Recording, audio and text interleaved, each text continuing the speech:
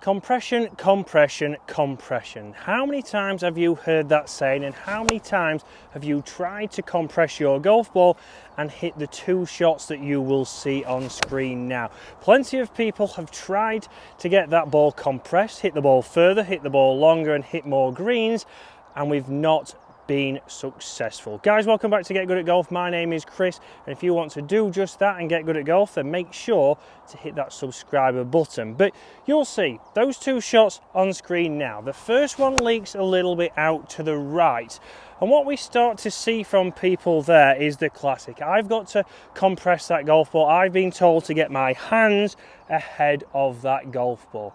So we'll get those hands forwards, and you'll start to see that that golf ball starts out to the right, and you'll see my club face is wide open there to the camera.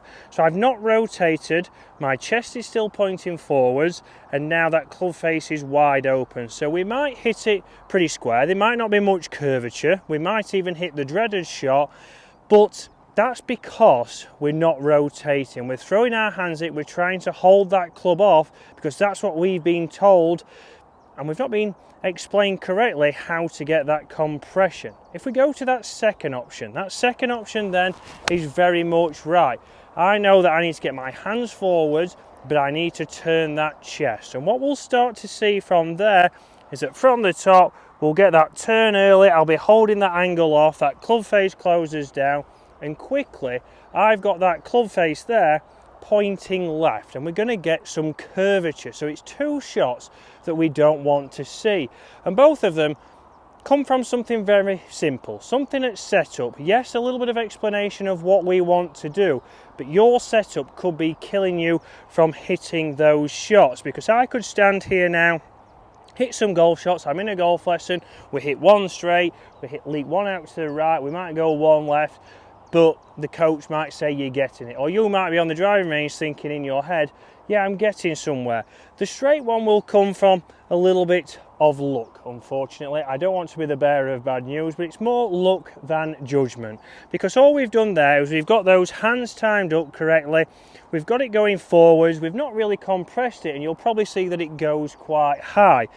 But if we look at setup from face on, one huge thing I see from here is what people are doing with their feet. So you can see my feet, if anything, are a little bit turned in. And if we do that with our feet, it's very hard to rotate. So straight away here, I'm limited to how far my body can rotate. So my hips stop at 45 degrees. So then the only thing I will do is throw my chest at it. And that brings in that left shot right there.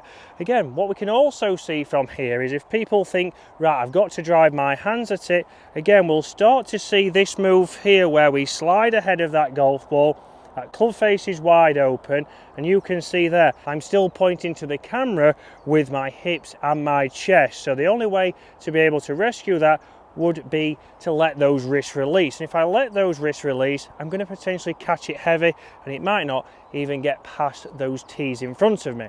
So we need to think about what we are doing. Now I want to keep this right foot nice and straight. We can still turn into that hip, but it's the left foot I want you to get turned out. You'll see if I turn that foot out straight away there now, I can now rotate much further. I can get my hips now pointing towards my target, my chest and hips even can work together, and if I can do that and get the lower body and upper body working better together in a sequence, you can see I can rotate there, turn the chest, hips are cleared, and you can see I've got compression, I've got forward shaft lean, but I've got a square face. My hips have moved out of the way, my hands are now going into that space, and I can now turn through and release into that finish.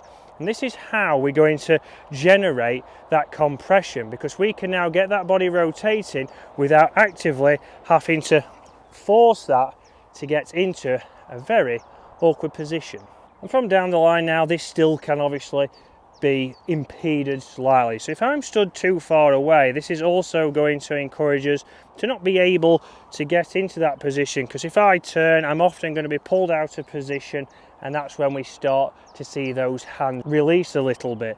But then obviously the opposite, again, if I'm stood too close to that golf ball and I'm trying to be on top of that golf ball, we're going to start to see that club pick up a little bit, then we start to see it rerouted, and from here it's very hard for me to get those hips turning and compress that golf ball. So we want to make sure that we're the correct distance from that golf ball. So I'm going to come in here now, take my setup, let my hand relax, that gets my hands underneath my shoulders, ball position is in the centre. The last thing I do is turn that left foot out, and then from there you can see with ease there I can turn through. That's launched just onto the left hand side of the green, it's pin high, and I've now got a chance of holing out. You'll also see there I've took a nice divot, and this is where if we can get that body moving a little bit better, we can compress that golf ball, but it comes from something so simple. So guys, make sure you get that set up right, because yes, we want you to compress that ball, yes, we want you to hit it as far as possible, hit it past your playing partners, but more importantly, keep it on the planet and lower your scores. If you're enjoying the content guys, hit that subscribe button to help you get good at golf.